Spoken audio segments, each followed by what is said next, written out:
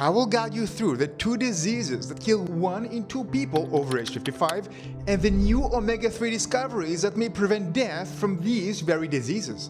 The two major killers we face today: cardiovascular disease. Cardiovascular disease kills about 1 in 3 people. Over age 55, it's more like for 2 out of 5 people. Now, I want you to think about it. For every 2 people that you meet that are over age 55, it's highly likely one of them will actually gonna die from cardiovascular disease.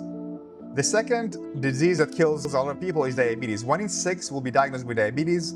It accelerates the risk of all diseases: immune, cancer, cardiovascular disease. If you combine cardiovascular disease and diabetes, more than 1 in 2 people over age 55 is going to die from these diseases. And unfortunately, the best treatment we have today is lifelong drug use. How can omega-3 give us protection from these two dangerous diseases? I'm going to walk us through the details, and by the end, explain how I take omega-3 to gain the most benefits, how much exactly, which brands should you take, and which dangerous mistakes you should avoid. First one is omega-3. You're the supplement experts. What can you say? How does it affect aging, Rimon? Yeah, technically speaking, it affects 3 longevity pathways. PPR alpha, I'm going to touch this in a second. The second is inflammation. The third longevity mechanism is omega-3 improves insulin sensitivity.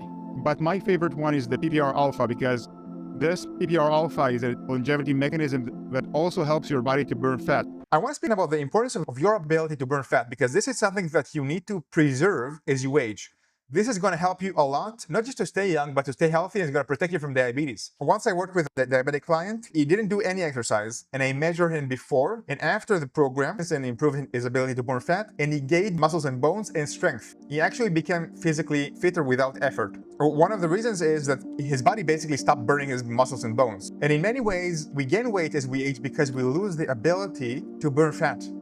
Omega-3, what it does, first, it helps you to burn fat. What doctors do when you come with high triglycerides, fat in the blood, they give you fat. They give you omega-3, which is fat. High dose omega-3 fat reduces triglycerides, and it does so by actually helping your body to burn fat. So omega-3 is a fat that helps to burn fat. And we know the mechanism, it's called PPR alpha. You don't need to remember that, but it's a mechanism omega-3 activates. As you can see, omega-3 helps to burn fat, and it's the exact problem with diabetes. And what happens is that fat burning is very much associated with longevity. And you're gonna never see a centenarian that is overweight. Have you ever seen somebody over age 100 that is overweight? You're not gonna see that. And one of the problems when we cannot burn fat when we age, the fat goes to places that it shouldn't be.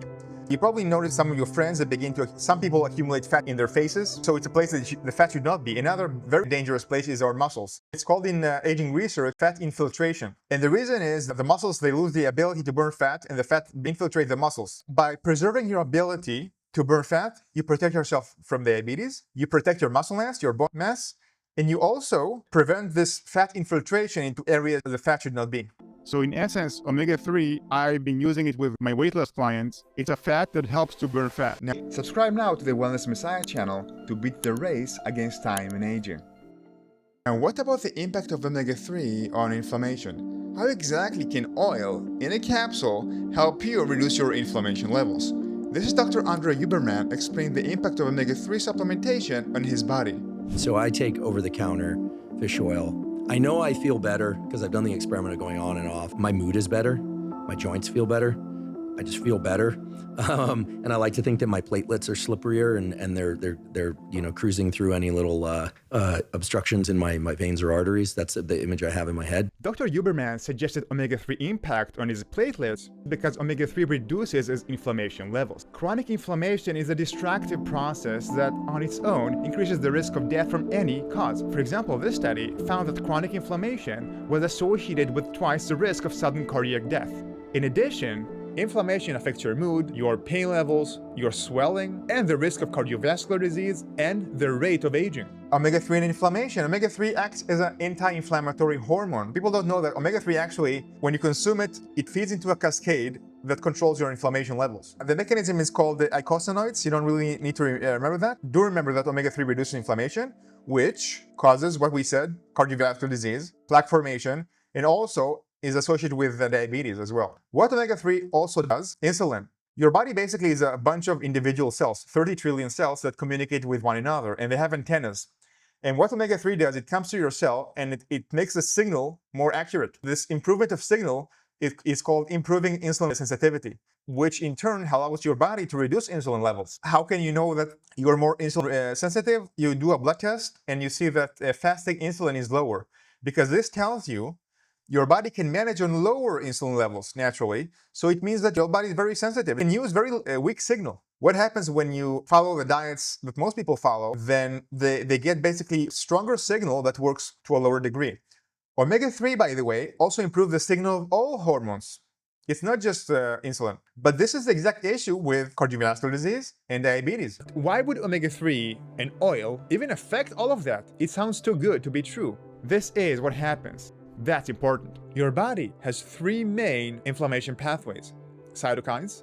Cytokines are local, mini hormones that control the aggressiveness of the immune system. The cortisol mechanism, on which steroids drugs are working, and another mechanism called eicosanoids. And eicosanoids is controlled by the fat that you eat. The fat that you eat control whether this pathway will lead to more inflammation or less inflammation. And omega-3, comparing to how much omega-6 you get, control this inflammation mechanism. So as you can see, the fat that you eat gives you control over your level of inflammation. But then you may wonder, do you really need to take a supplement? You eat fish, consume walnuts and chia seeds. So two things you must know. First, you need to know something about your fish. The fish don't make omega-3. They harvest it from the microalgae and the animals that consume the microalgae. So if you take a fish and you feed it with grains, the fish will have very little omega-3. So what happens in our society? This is the amount of marine feed our food supply have been feeding salmon. So if you go to 1990, you need to combine this one with this one, because this one, marine oil, marine protein. So both of these, basically marine food. So you can see about 90% of the salmon you ate in 1990 was fed by marine food. So this means that the salmon we used to consume had a lot of omega-3. Now look what happens right now. Today, about 20% of the feed they give to the salmon is actually from the ocean. The rest is, you see, starches, plant oil, plant protein, walnuts and chia seeds. A lot of people, they just mix plant omega-3 with omega-3. It's not the same thing. We have a lot of problems. We have very poor conversion in the human body. But it's even worse because modern diets, they actually block conversions of omega-3. Because all the omega-6 we consume, they compete with the enzymes, the same enzyme that convert both of these. If the enzyme sees a lot of omega-6, it's going to be saturated by the omega-6. So when you consume even walnuts, it has way more omega-6 than the omega-3. So walnuts really not a great source to convert. Of course, I suggest eat chia seeds, eat walnuts, but just don't depend on them to get your active omega-3. So to achieve these benefits, we must consume the ideal dose of omega-3. How much exactly omega-3 do you need to take every day? Let's hear how much the experts are taking one by one. As you would gonna see in a second, they separate their dose to EPA and DHA. These are the two active types of omega-3. So this is Dr. Peter Attia. So I take fish oil. So by taking 4 of these capsules a day, I'm taking roughly 2 grams of EPA a day and probably 1.5 grams of DHA. I'm treating to a red blood cell membrane concentration of EPA and DHA of about 12%. So Dr. Peter Attia takes in total 3.5 EPA plus DHA. In order to achieve this omega-3 index, the saturation of omega-3, in order to reduce inflammation, which reduces the risk of cardiovascular disease and plaque formation. This is the exact test Rhonda Patrick mentioned before in regards to the smokers study. Do you remember that? The reason Peter Attia targets 12% is because he says that he has a cardiovascular disease in his family, and 12% omega-3 index shows an optimal protection against this very disease. You have a biomarker that I can use to say I'm taking too much, I'm taking too little. Now let's hear from Dr. Rhonda Patrick, how much she takes. So I take 4 grams a day. I take 2 in the morning, 2 grams in the morning, and I take 2 grams in the evening. I take my EPA in the morning, and I take my DHA in the evening. Rhonda said that she takes 4 grams in total. Now let's hear from Dr. Andrew Huberman. Yeah, I try and get 2 grams per day of EPA from supplementation. Now let's summarize how much omega-3 the experts are taking. So we've got Peter Attia, 2 grams of EPA and 1.5 grams of DHA. Rhonda Patrick, 2 and 2. And Huberman takes 2 grams of EPA, and he did not mention how much DHA he takes, but probably he takes some. Most people take much lower amounts, missing all the maximum longevity benefits. Now, most of the developed countries, they eat the same diet. The average person consumes about 57 times less than the ideal dose of EPA, which is the most important element here. To remind you, EPA is the active form of omega-3 that provides the actual benefits. Plant-based omega-3 is not active and won't provide these benefits. But if you take EPA, you're still facing a huge risk. Fear. The fear of capsules. The fear of number of capsules. So many people, they take 1-2 capsules just to play it safe, about 500 milligrams of EPA. They feel, I'm eating fish, I'm good. Just to be on the safe side, I'm going to take this 1 or 2 capsules of EPA because, too many capsules is too much. I'm going to play it safe. The safest bet is actually not getting cardiovascular disease. So in this study, they gave 2 grams of EPA twice a day, so 4 grams of EPA total. And they found reduction of 26% in cardiovascular death and heart attacks. As you can see, there is a very large risk of not taking the correct dose because we are afraid of the number of capsules. So with omega-3, we want to target the ideal dose. We don't care about the number of capsules. It's completely irrelevant. And the people who want to play it safe by taking 1 to 2 capsules, they basically keep themselves with the risk of the population. So the first mistake most people are making is taking the wrong amount of omega-3. To avoid this mistake, we need to learn how to read the label properly. Here is how. First, we need to focus on DHA and EPA. These are very specific types of omega-3, and even on the fish oil label, if you're going to look at your product, you're going to see total omega-3. That will include other omega-3 that are not DHA and EPA, the active ingredients. So this is a product that I buy. As you can see, the total omega-3 is 1.6 grams per teaspoon. That includes both EPA, DHA, but other non-essential omega-3s. So I ignore this number completely and only focus on DHA and EPA. I want you to notice that these amounts are probably much higher than what most people take. And let me remind you, most people are taking oxidized omega-3, or at least take partially oxidized omega-3. This is the second mistake most people make that you need to avoid. But what is oxidized omega-3? Is it bad for you? Oxidized omega-3 has a change in its structure, which makes it a defective form of omega-3, a damaging form. When you consume oxidized omega-3, it actually may increase inflammation levels. There is a reason why bad fish smell so bad. Your body doesn't want you to consume oxidized fish oil. For example, this 2013 human study compared fresh omega-3 versus oxidized omega-3 and measured the impact on human health. I'm quoting, "The oxidation level of omega-3 fatty acid supplement commercialized in capsules may be a risk to consumers' health. The ingestion of less oxidized omega-3 supplements reduced circulating triglycerides as opposed to the highly oxidized omega-3 capsules, which had a negative effect on cholesterol levels," meaning you get the opposite negative effect if it's oxidized or unoxidized. What's the chances that your omega-3 is oxidized too? Let's read from this 2016 study. Here, the researchers examined oxidation in 32 different products of fish oils. What did they find? 70% of the products tested contained less than 2/3 of advertised omega-3 on the label. Now you may wonder, do these companies lie to us? Not exactly. The omega-3 content drops below the label number because of the oxidation inside the package after the manufacturing. When the omega-3 sits on the shelf in the store or in the warehouse. This oxidation, in essence, destroys the omega-3, but also delivers negative health benefits that they did not touch in the study that we touched before. And the researchers concluded the vast majority of supplements exceeded recommended levels of oxidation markers. What does it mean? That if you do not verify that your fish oil is fresh, you're pretty much gambling on your longevity benefits and on your life. And the odds are worse than if you go to a casino. So how do you avoid this problem? How do you make sure that your fish oil is not oxidized? In fact, how do you make sure that your fish oil is 100% fresh at the time it arrives at your house? I'm going to show you today an easy way to avoid the entire issue. Let's start by getting fresh omega-3 from food. Fresh fish, which has unoxidized omega-3. Most people, they prefer these fish that are large, farmed, and they have a lot of toxins. So instead of that, it's much better to go with these fish. The best foods are, by far, the wild, organic, small fish. Wild salmon, fresh or smoked. The one from Alaska is the highest quality one, if you can get one. But any wild salmon, in my opinion, is fine. Sardines, anchovies, Atlantic mackerel, all of these, they are organic fish. And because they are small, they're not going to accumulate a lot of toxins. So eating this fish will boost your omega-3 and it won't be oxidized. Now let me guide you through the omega-3 brands I'm taking. And you must know I do not collaborate nor am I affiliated with any supplement company. Let's discover the omega-3 brands the experts are taking, and I'm going to show you what I do and what I take personally. Peter touched the brand that he likes. So I use Carlson's EPA and DHA. Is the highest EPA version that they have. He likes capsules by Carlson. I found it interesting because we both like Carlson for omega-3. But the issue, though, is that as good as the quality of their fish oil, Carlson cannot control the oxidation of their capsules once they leave their warehouse.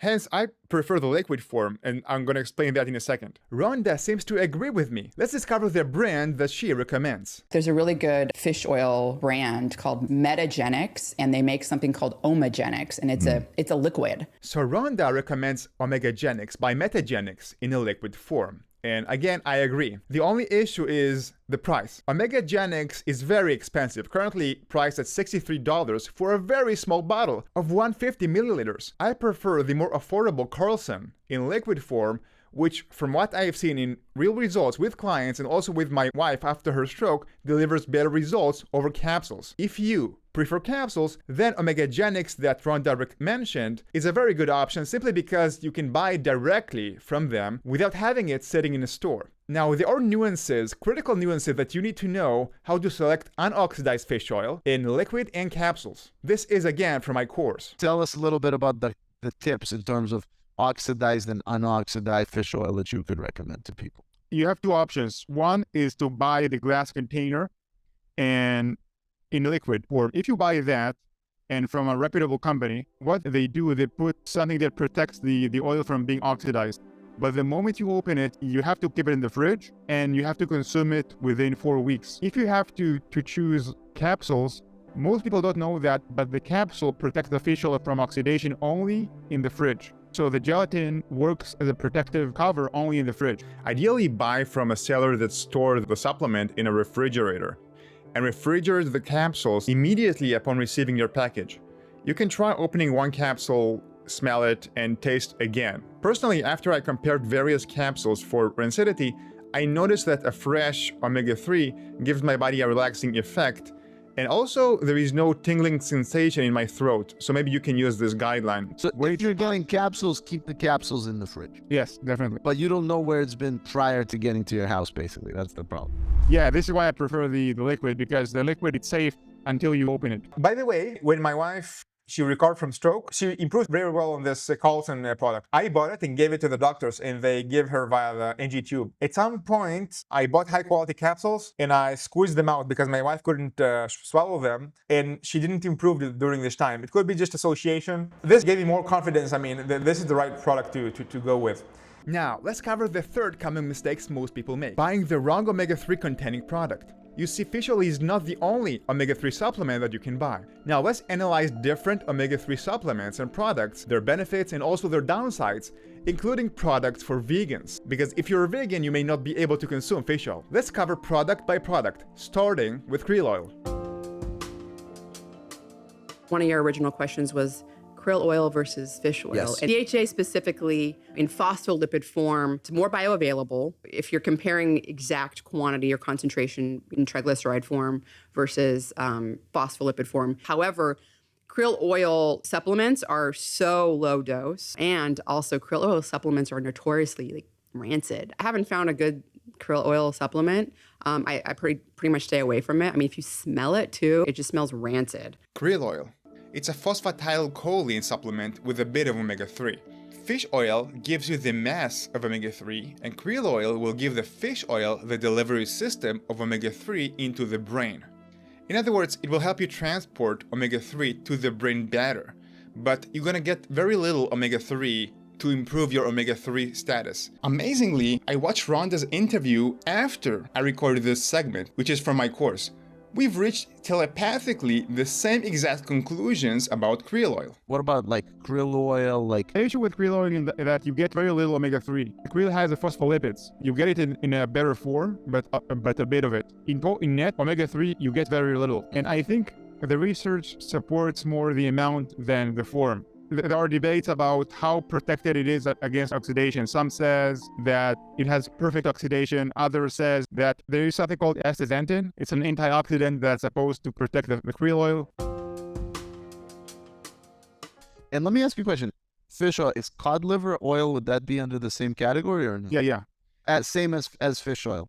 Cod liver oil, as the name suggests, is extracted from the liver of cod fish. This extraction process results in a product that contains fat-soluble vitamins, such as vitamin A, vitamin D, in addition to these very precious omega-3 fatty acids. However, cod liver oil typically has lower concentration of omega-3 fatty acids compared to regular fish oil, and personally, I'm not a fan of vitamin A supplementation that comes with this cod liver oil, unless there is a specific need, since vitamin A can be harmful. Additionally, the vitamin D content in cod liver oil, in my opinion, is not sufficient to address a significant vitamin D deficiency. Therefore, personally, I prefer fish oil in most situations because it provides a higher concentration of omega-3 supplement, offering the highest value for the cost without unnecessary vitamin A. And of course, if you decide to buy cod liver oil, still you must prevent this aforementioned oxidation issue, since it is too, similar to fish oil, is easily oxidized. So besides taking fish oil supplements that are not oxidized, what about plant-based omega-3? These do not contain active forms of omega-3. They contain inactive form of omega-3 that the body has to convert into this marine form of omega-3. Therefore, there is a better option for vegetarians and vegans: algae oil, which contains active form of omega-3 that is not dependent on the body's conversion. This is excellent. And algae, by the way, is how the fish get their omega-3 to begin with. So here, with the algae oil, we are getting straight to the source. So what you must know if you decide to take algae oil. Algae oil does contain active forms of omega-3, DHA and EPA. And you've heard experts emphasize the importance of getting both EPA and DHA, with the main focus actually on EPA, which the body can convert very easily to DHA. Now, algae oil typically provides less EPA compared to fish oil supplements and more DHA. And remember, your body can convert EPA into DHA very well, but the reverse conversion is quite poor. Because your body can take EPA and make it DHA. It's very difficult for your body to take the DHA and make it EPA. And the big issue is the EPA is actually the one that controls your inflammation. And remember, it's the EPA, not the DHA, that has shown a better protection against cardiovascular disease. So we need a good amount of EPA too to gain all the benefits of omega-3. Keep this in mind if you choose algae oil over fish oil. This also means that you may need to take higher amounts of algae oil to reach your daily EPA quota or target. What about plant-based omega-3? This next video will explain common mistakes when buying plant omega-3. You would be shocked to discover why walnuts are not a great source of omega-3. If you want to stay up to date to all of this vitamin knowledge for free, subscribe now to the Wellness Messiah channel to beat the race against time and aging.